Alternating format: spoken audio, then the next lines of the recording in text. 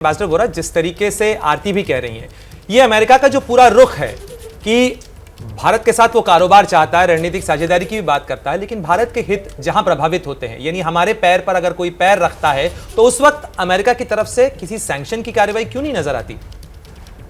मैं मिस टिकू से non agreement की जरूरत नहीं कर सकता, वो मेरी हैसियत नहीं है। आपने ऑकस का जिक्र किया था। मैम, अगर क्वाड ना भी होता तो ऑकस ज़रूर आता, क्योंकि ऑस्ट्रेलिया और चाइना के संबंध तो आप जानते हैं कहाँ तक अब पहुँच चुके हैं और ख़तरा है ऑस्ट्रेलिया को।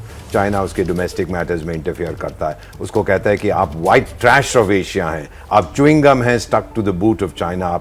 चाइना ने कई इंपोर्ट आइटम्स पे बैन लगाया, ऑस्ट्रेलिया को चोट लगाने की कोशिश कर रहा था। तो ऑस्ट्रेलिया वुड सर्टनली, ये जो है ऑकस यूनाइटेड स्टेट्स, यूके और ऑस्ट्रेलिया के ज़रूर बनता, क्वाड होता ना होता। अब जो आपने बात की है सर कि अमेरिका प्रतिबंध क्यों नहीं लगाता, एवरी कंट्री एक्ट्स अपने सेल्फ इंटरेस्ट में। यूनाइटेड स्टेट्स और इंडिया का मैं आपको बहुत छोटे रूप में बता देता हूँ। आपकी आज़ादी हुई 1947 में, 52 में आपने 2 मिलियन टन अनाज इंपोर्ट किया, क्योंकि टिड्डियाँ और भूकंप आए थे भारत में, वो सब खा गया आपका अनाज। फिर 66-67 में आपने 9 और 11 मिलियन टन वीट इंपोर्ट किया, largest in human history America ने दिया। लेकिन वी वर एस्ट्रेंज्ड डेमोक्रेसीज, ये प्रोफेसर क्लार्क की किताब थी, उन्होंने लिखा है कि हम लोग कहते थे कि जी आप तो पाकिस्तान के रहनुमा हैं, और वो हमें कहते थे आप सोवियत संघ के चमचे हैं।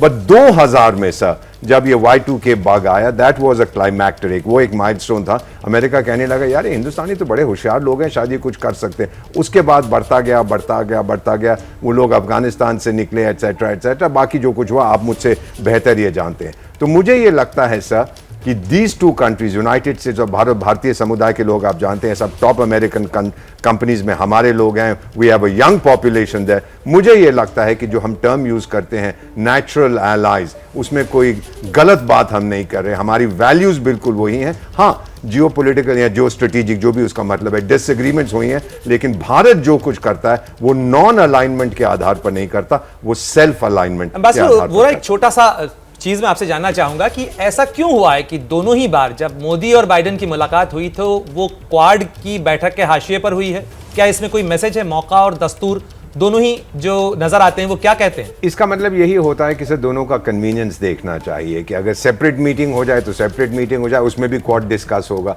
और अगर क्वाड की मीटिंग हो रही है तो बायलैटरल मीटिंग हो जाती है, उसमें भी बहुत सारी चीजें डिस्कस होती हैं। इसमें कोई, you should not look into this too much. कोई जो जाते हैं इंटरनेशनल मीटिंग्स के लिए, यूएन की मीटिंग के लिए जाते हैं, साइडलाइंस पे बहुत सी मीटिंग्स होती हैं, तो हम शेड्यूलिंग इश्यूज होती हैं कि आप इस समय बिजी हैं, उस समय बिजी नहीं है। मैं तो रहा हूं डिप्लोमेसी में, राजदूत रहा हूं आपका कई देशों में, तो इस तरह की अरेंज करना आसान नहीं होता कि आज मैं जी चढ़ के जहाज में आ रहा हूं। आपको देखना पड़ता है आपका होस्ट फ्री है कि नहीं, उसकी क्या कन्वीनियंस है। और ये जो इंटरनेशनल मीटिंग्स होती हैं, दे प्रोवाइड सबसे अच्छा मौका मिलता है कि आप, सर इनको कहते हैं पुल अवे मीटिंग्स। कई बार वो भी होता है कि बड़े बड़े नेता वहां आए हैं तो भारत के प्रधानमंत्री जाके किसी से बात करने आते, अरे भाई जरा इधर आना, जरा बैठ मेरे साथ 5 मिनट, तो बातचीत कर लेते। ये बहुत इफेक्टिव होती है सर।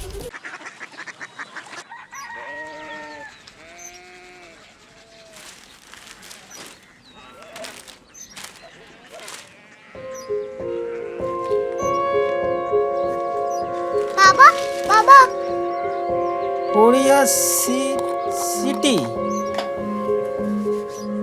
जानी ना?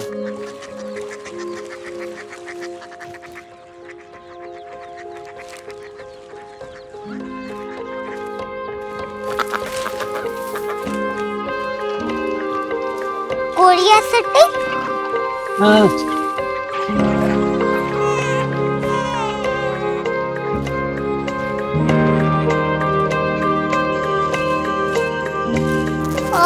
कोरिया सिटी कहाँ पे है? शहर अंग्रेजी लगे हैं।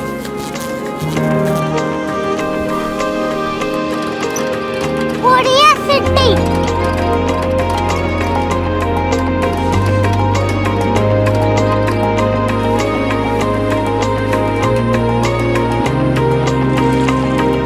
वो बहुत दूर है।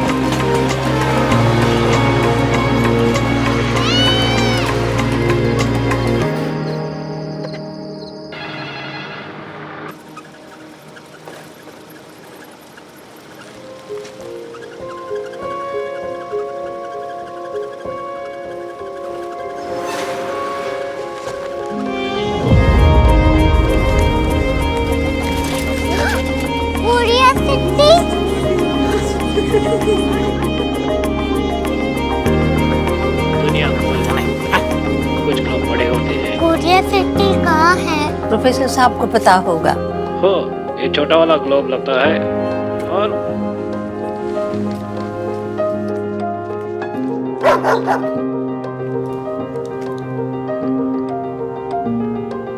पता नहीं, मेरी बेटी से जाके मिल लो, शायद उसे मालूम हो।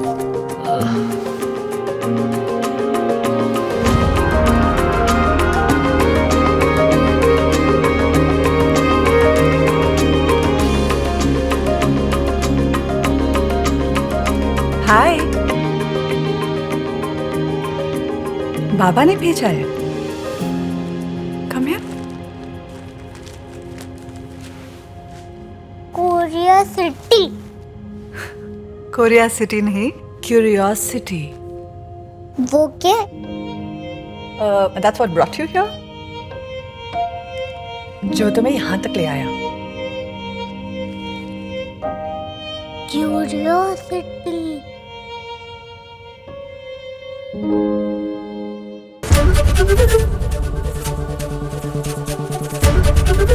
एबीपी न्यूज आपको रखे आगे।